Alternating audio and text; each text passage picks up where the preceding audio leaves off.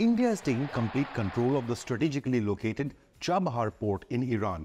New Delhi and Tehran are re-signing the Chabahar Port Pact, which will give India full control of the sprawling facility for the next 10 years. The deal was discussed by Prime Minister Modi with Iran's president during the BRICS summit in South Africa last year, when Iran joined the trade bloc. This new deal builds on the initial India-Iran deal signed in 2016 during Prime Minister Modi's Iran visit. Now, this is the first time in history that India will directly fully control a port in a foreign country, which happens to be Iran.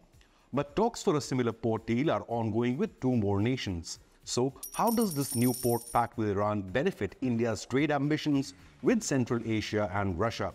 At least two more countries have shown interest to utilize this port to connect with Indian markets.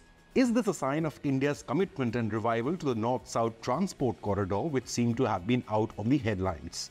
INSTC envisions connecting India to Central Asia and the Caucasus all the way to Russia and Europe. It is meant as a direct counter to Pakistan's Karachi and Gwadar ports and enable India's connectivity to Afghanistan via Iran, because Pakistan in the middle disrupts humanitarian aid. India is going ahead with the strategic Chabahar port acquisition despite Western sanctions on Iran. So what message is India sending to Washington with this Iran deal? Tensions are also high between India's other strategic ally Israel and Iran. The two countries recently attacked each other with missiles and drones. So does Chabahar port deal indicate New Delhi does not think the conflict will spiral out of control? The most significant fallout is India taking this step after the flagship project, the IMEC, which was launched amid fanfare at the G20 and seen as a rival to China's Belt and Road, seemed to have been delayed due to the ongoing war in Israel and Gaza in West Asia. So many big questions, but first let you tell you the details of the new India-Iran deal.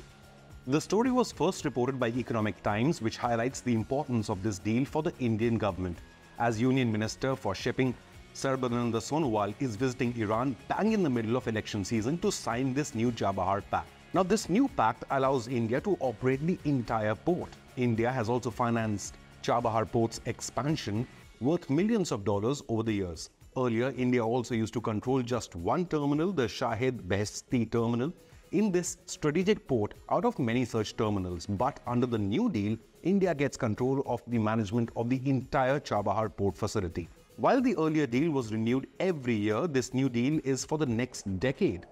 It includes a clause that the deal will be renewed automatically for another 10 years to ensure continuity and smooth sailing of operations. Now, it is a sign of commitment by New Delhi and Tehran to maintain bilateral ties despite Western pressure. But there's a lot more to it. Firstly, this Indian port, yes, we can now call it an Indian port, is a direct challenge to Pakistani ports of Karachi and Gwadar. India wants to dominate the trade routes from Indian Ocean region to Central Asia through the Chabahar port.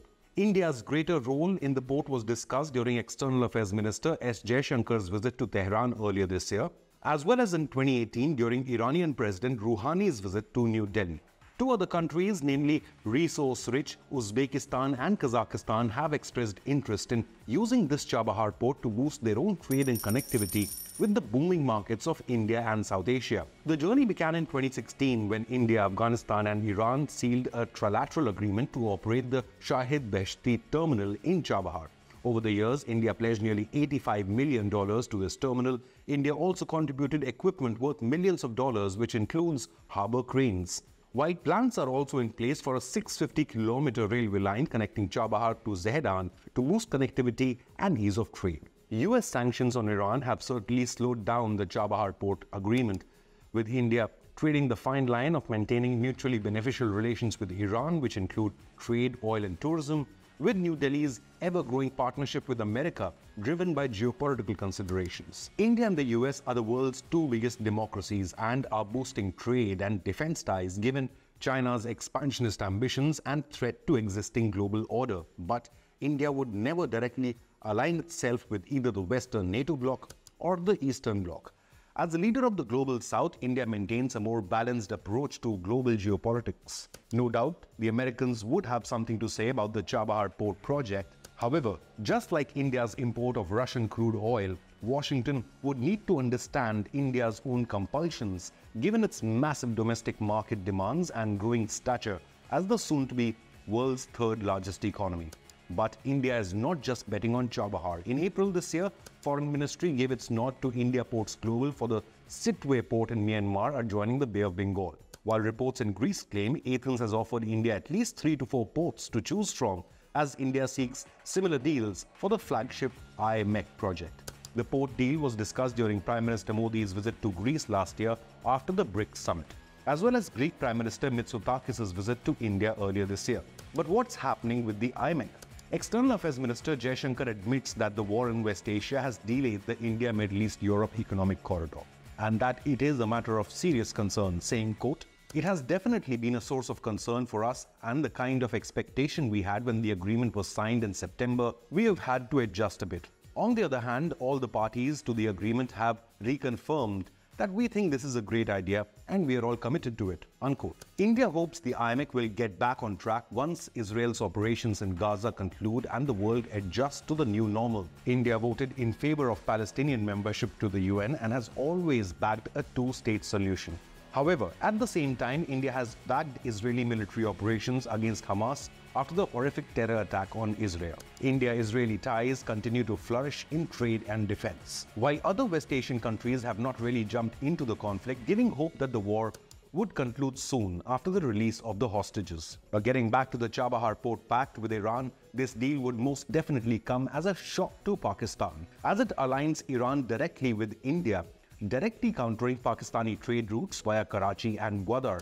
Iran's recent statement on Kashmir situation can be seen as Tehran playing to the galleries, while at the same time prioritizing its own trade and economic growth through this port deal with India. Iran's statement on Kashmir should be taken with a pinch of salt, as its special forces also did fire missiles on Pakistan a few months earlier. So the statement could just have been a way by Iran to keep Pakistan distracted and happy while returning to the new status quo. In reality, this new Chabahar port deal is a game changer for India, as it sees New Delhi enter a select club of countries managing ports on foreign soil. It gives India ease of access to shipping lanes and trade to Central Asia, which aligns well with India's ambitions of becoming the third biggest global economy before 2030. All this at a time when its eternal rival Pakistan is begging friends and the IMF for bailouts to run the government. Have your say. Should India pursue similar port deals with friendly nations like Greece or maybe Philippines in Southeast Asia? Leave a comment below, and if you found this news report informative, then remember to hit the like and subscribe buttons.